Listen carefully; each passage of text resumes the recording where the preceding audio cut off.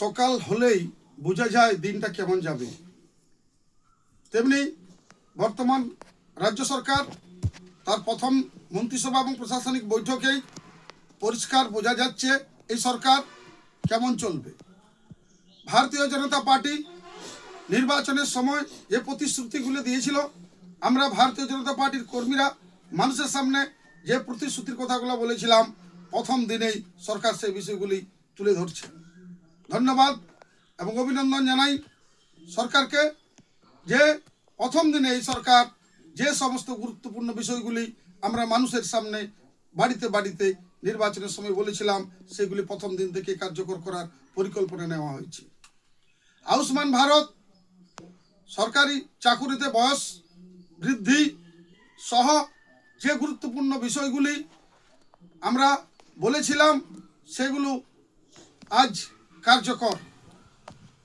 এবং সবথেকে গুরুত্বপূর্ণ বিষয় যে এই সরকার বলেছে পূর্বতন সরকারের কোনো জনকল্যাণমূলক স্কিম বন্ধ হবে না। আমরাও সেই কথাটা নির্বাচনী প্রচারে বলেছিলাম, ভারতীয় জনতা পার্টির কর্মীরা মানুষের সামনে তুলে ধরেছিলাম। তাই আমাদের এই সরকার, রাজ্য সরকার যে দৃষ্টিতে চলছে, আমরা প্রথম দিন থেকে বুঝতে পারছি এই সরকার তার নির্বাচনী প্রতিশ্রুতি সম্পূর্ণভাবে কার্যকর করবে।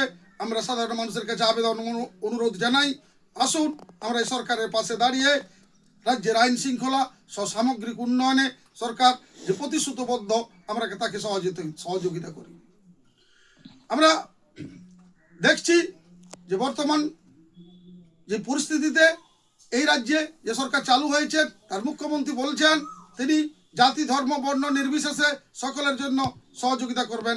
অর্থাৎ আমাদের প্রধানমন্ত্রী সবকা সাথ সবকা বিকাশ যেভাবে সরকার চালাচ্ছেন, এই মন্ত্রে বর্তমান রাজ্য সরকারও সেই নীতিতে চলবে। এটা আমরা বর্তমান মুখ্যমন্ত্রীর কথায় দেখলাম, গতকাল শুনলাম। পূর্বতন সরকার যারা একটি বিশেষ সম্প্রদায়কে গুরুত্ব দিয়ে ভোট ব্যাংক বানিয়ে সরকার পরিচালনা করছিলেন, আমরা নির্বাচনও সেটা বলেছি।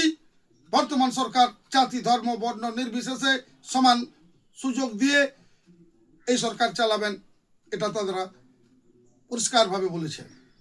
আমরা ভারতবর্ষে পশ্চিমবাংলায় দীর্ঘ 50 বছর পর এই প্রথম দুটো রাজ্যে একই সরকার পেয়েছি। স্বাভাবিকভাবে আমরা খুশি এবং উন্নয়নের ব্যাপারে আশাবাদী। এবং ভারতীয় জনতা পার্টির সরকার পশ্চিমবাংলার বুকে প্রথম, তাই আমাদের স্বাভাবিক আশা আছে। আমরা শুধু আশা নয়, প্রত্যেকটি দায়িত্বশীল কর্মী, প্রত্যেকটি সচেতন মানুষের কাছে আমার অনুরোধ, আসুন আমরা এই সরকারের যে কার্যকর সরকারের যে স্কিমগুলো কার্যকর করতে আমরা গুরুত্বপূর্ণ ভূমিকা নিই। মানুষকে তাদেরকে তাদের পরিষেবা মানুষের প্রান্তে কীভাবে পৌঁছে দেওয়া যায়, সে ব্যাপারে আমরা দায়িত্বশীল কর্মীর ভূমিকা নেব, এই আশা রাখি। আমি যারা এখনো পর্যন্ত ভারতীয় জনতা পার্টির বিরোধিতা করেছেন, যারা এখন ভারতীয় জনতা পার্টিকে ভোট দেননি, এই সরকার বলেছেন, প্রধানমন্ত্রী বলেছেন, যারা ভোট দিয়েছেন এই সরকার তার হয়েও কাজ করবে, যারা ভোট দেননি তাদের হয়েও কাজ করবে। তাই আমি সকলের কাছে অনুরোধ রাখছি, আসুন সমস্ত কিছু ভুলেই এলাকা শান্তি সম্প্রীতি বজায় রাখতেই উন্নয়নের ধারা নতুন করে পশ্চিমবাংলাকে সোনার বাংলা করার পরিকল্পনা নিয়ে আমরা পথ চলা শুরু করি। হ্যাঁ, আমরা দায়বদ্ধতার সাথে কাজ করব। এই ব্যাপারে আমাদের মুখ্যমন্ত্রী আমাদের বলেছেন, বর্তমান মুখ্যমন্ত্রী মাননীয় শুভেন্দু অধিকারী যেভাবে প্রশাসন চালাচ্ছেন, আইন শৃঙ্খলার প্রশ্নে তিনি যেই গুরুত্বপূর্ণ ভূমিকা নিচ্ছেন, এবং এর সবথেকে গুরুত্বপূর্ণ তিনি বলেছেন আগামী সোমবার মন্ত্রিসভাতে যে আরজিকর যে ফাইল অভয়া হত্যাকাণ্ড, সেই ব্যাপারে তার পরিকল্পনা তিনি ঘোষণা করবেন।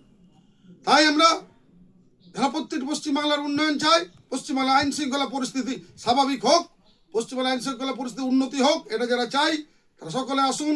ভারতীয় জনতা পার্টির যে অঙ্গীকার, সেই অঙ্গীকারকে পূরণ করতে বর্তমান সরকারের পাশে আমরা থেকে সহযোগিতার হাত বাড়িয়ে দিয়ে এই পশ্চিমবাংলাকে সোনার বাংলার পরিণত করার দিকে ধাপে ধাপে এগিয়ে চলি। সকলকে জাতীয়তাবাদী গৈরিক অভিনন্দন জানিয়ে সামাজিক মাধ্যমের আমার এই বক্তব্য এখানে শেষ করছি। নমস্কার।